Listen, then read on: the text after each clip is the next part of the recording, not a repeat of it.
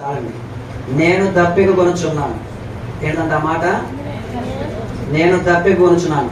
వాస్తవానికి దేవుడు దప్పిక కొనుచున్నాడు అంటే అది శరీర దప్పిక కాదండి, ఆత్మ దప్పిక. ఏ దప్పిక? ఆత్మ దప్పిక. మనల్ని పరలోక రాజ్యం చేర్చడానికి ఆయన ఆ దాహం కలిగి ఉన్నాడు. అలాగనే మన విషయమందు ఆయన ఆత్మ దప్పిక కలిగి ఉన్నాడు. ఎందుకంటే దప్పిక అనేది వాటర్ ద్వారా తాగితే, లేకపోతే డ్రింక్స్ తాగితే అది పోయే దప్పిక, అది వేరు. ఆ సోడా బండి మీద రాసి ఉంటుంది దప్పికొన్న వారా నా దగ్గర ఒక ఆయన రెఫరెన్స్ రాశారు దాని మీద. ఆ దప్పిక శరీరపరమైంది. అర్థమైందండి? ఆ దప్పిక శరీరపరమైంది. కానీ ఆత్మ దప్పిక వేరు, ఆత్మీయ దప్పిక వేరు. నేను దీనిలో కొన్ని 3 మాటలు మీకు తెలియపరుస్తాను, మీరు దాన్ని శ్రద్ధగా వినండి. కీర్తన గ్రంథం 69:21 కూడా రాయబడిన మాట. 720 సంవత్సరాల క్రితమే దావీదు గారు ఆత్మకూరులో ఈ మాట రాశారు. 720 సంవత్సరాలు.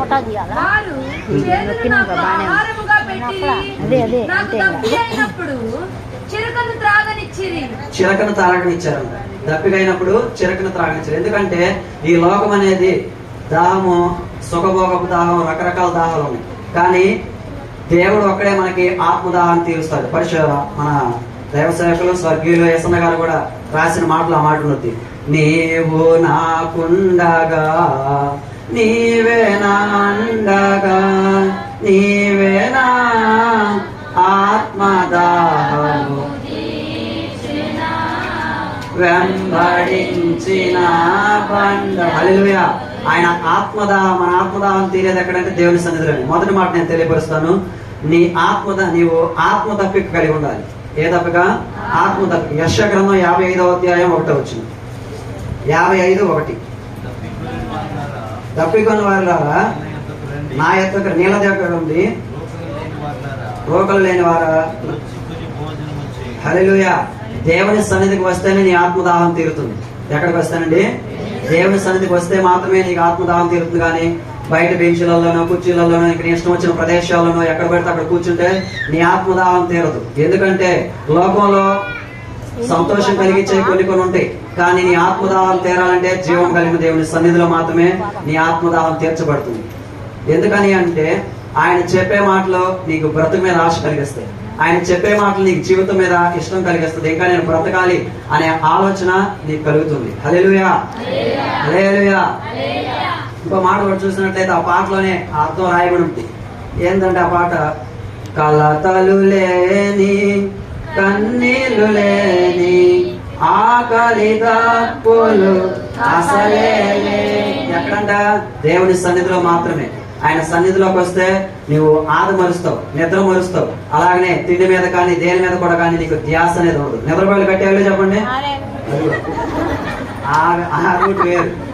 కాబట్టి దేవుని విషయమందు మనం ఆయన మాటలు వినేవారికి ఉండాలి, ఆత్మదాహం కలిగి ఉండేవారికి ఉండాలి. కానీ లోక తప్పిక మనం ఉండకూడదు. మొదటి మాట వచ్చేసరికి ఆత్మ తప్పిక కలిగి ఉండాలి. ఈ రోజు నువ్వు ఏ తప్పిక కలిగి ఉన్నావు? ఈ ప్రదేశానికి నువ్వు ఏ తప్పిక కలిగి వచ్చున్నావు? నువ్వు జీవం కలిగిన దేవుని మాటలు వినాలనే ఉద్దేశంతో ఇక్కడికి వచ్చినట్లయితే ఆయన ఖచ్చితంగా ఈ మధ్యాహ్న కాల సమయంలో నీ ఆత్మదాహం తీరుస్తుంది. హల్లెలూయా. రెండో మాట వచ్చేసరికి నీలో లోక తప్పిక. ఏ తప్పిక? మత్తయి సువార్త 27:3-4 మత్తయి సువార్త 27:3-4 ఇక్కడ చూసినట్లయితే ఇస్కరియోతు యోధా గురించి రాయబడిన మాటలు. అతను 30 వెండి నాణ్యాలకి, చాలండి, 30 వెండి నాణ్యాలకి దేవుని నమ్మేయడానికి కూడా ఆలోచించడు. 30 వెండి నాణ్యాలకి దేవుని నమ్మేయడానికి కూడా అతను ఆలోచించడు. ఎందుకంటే అతనికి డబ్బు ఉంటే చాలు. మనలో కూడా కొంతమంది ఉంటారు, పదవి, అధికారము, పలుకుబడి, ఇంటి పేరు, కులగోత్రాలు, తెగ, వీళ్ళందరూ కూడా ఏంటంటే వాళ్ళకి అది ఉంటే చాలు. ఇక ప్రార్థనకి సంబంధం లేదు, ఆరాధన అవసరం లేదు, వాక్యం కూడా అవసరం లేదు. వాళ్ళకి ఆ దాహం వేరు. ఏ దాహం వెళ్తే? ఏ దాహం అండి?